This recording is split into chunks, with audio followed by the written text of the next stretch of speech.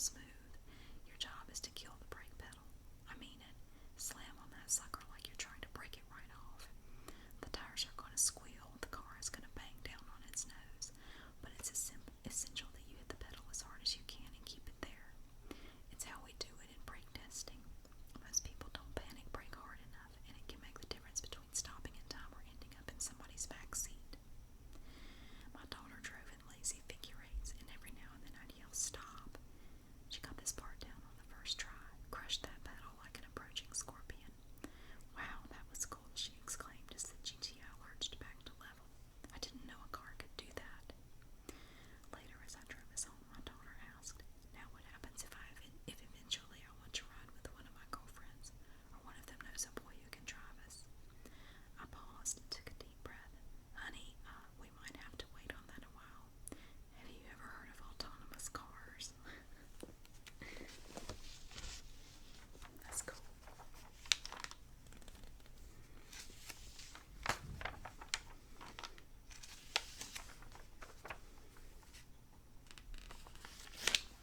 And here we have, this is a section that was mentioned on the cover of the new cars for 2017.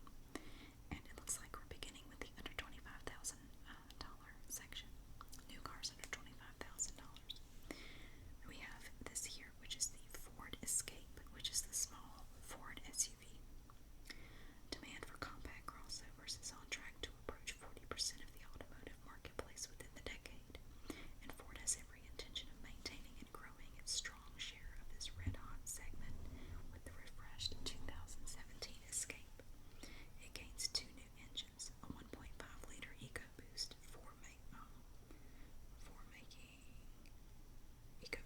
making 179 horsepower and delivering 2330 miles per gallon city highway front-wheel drive, and a new 2.0-liter EcoBoost 4 with 245 horsepower that delivers similar mileage, 23 miles per gallon city, 30 miles per gallon highway. The revised Escape's driving dynamics are almost identical to that of the outgoing model, which Ford says is deliberate because buyers had no concerns with how the Escape behaved. Additionally, Ford says crossover shoppers care less about the engine size and power and more about features and technology. To that end, the Escape delivers a host of connectivity and technology options, including Sync Connect, Sync 3, and Ford Pass. The Escape is the company's second best-selling vehicle behind the almighty F-150, but it's engaged in a cold war with other brands as offerings in the segment proliferate. The latest update should help keep the Escape more than a competitive. When you look back on 2015, which storylines spring to mind? The world's first climate change accord, Caitlyn Jenner, Donald Trump, the discovery of ice mountains on Pluto and water on Mars, the NFL's Deflategate, likely yes to all and plenty more, but in automobile land we'll also remember the sale of almost 17.5 million light vehicles in the United States, an all-time high, besting the previous mark set in 2000 by almost 70,000. It wasn't exactly a surprise. Favorable economic headwinds, the return of relatively cheap gasoline, exciting new technologies, and most crucially, a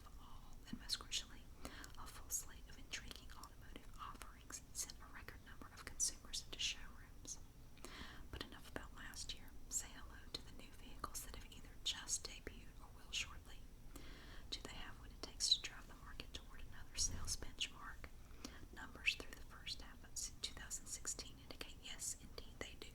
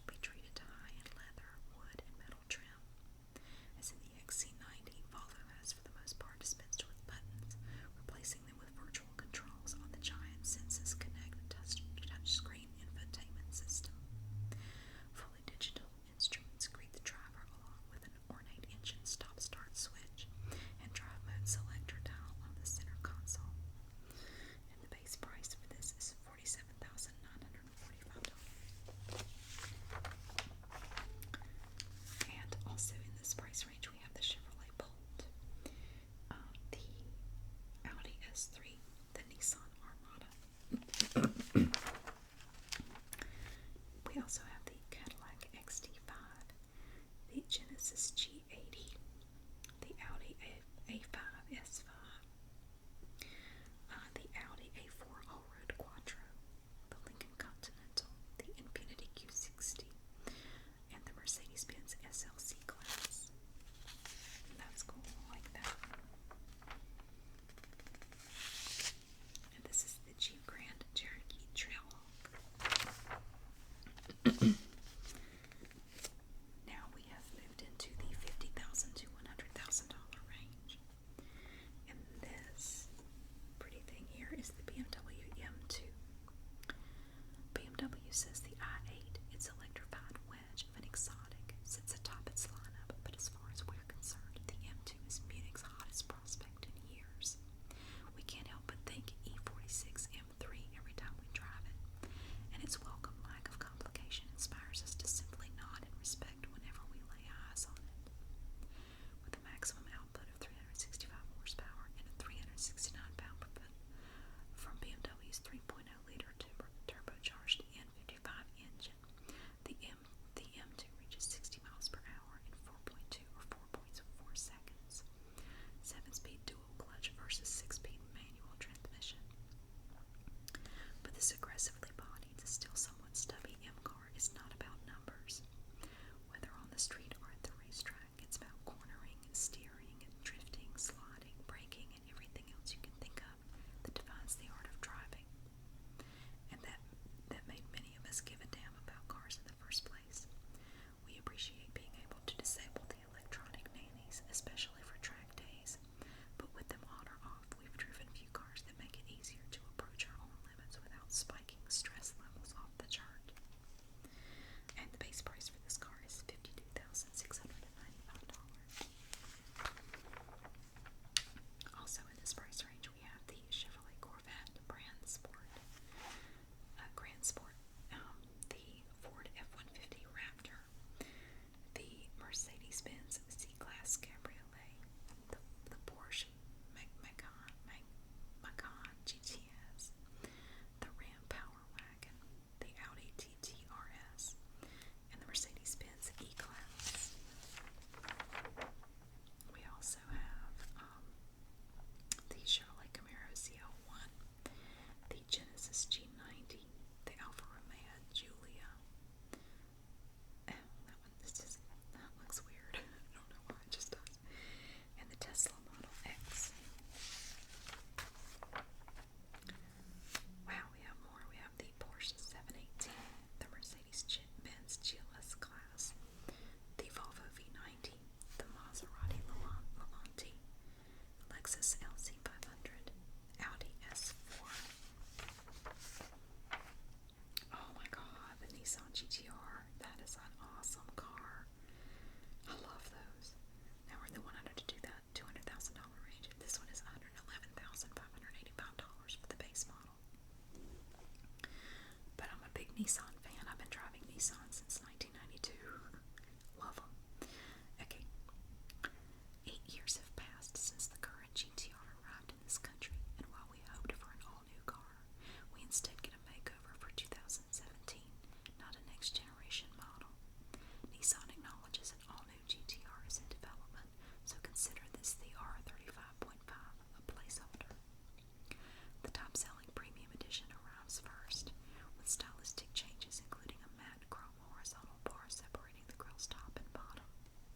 There are 2 non-functional mesh openings on each side, while functional channels move air from the front and spit it through a vent inside the fenders.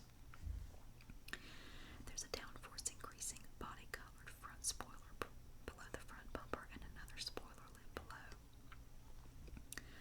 The 7-like accent ahead of the doors is now partly body-colored instead of completely silver and is inspired by the GTR Nismo. Note the aerodynamic Nismo-inspired rocker sill directly beneath the door, as well as the new 20-inch wheels. The rear end has acquired working vents next to the diffuser's exhaust tips. The exhaust itself is a new titanium piece, also from the Nismo. Power still comes from Nissan's 3.8-liter dual overhead cam turbocharged V6, but it rises by 20 horsepower to 565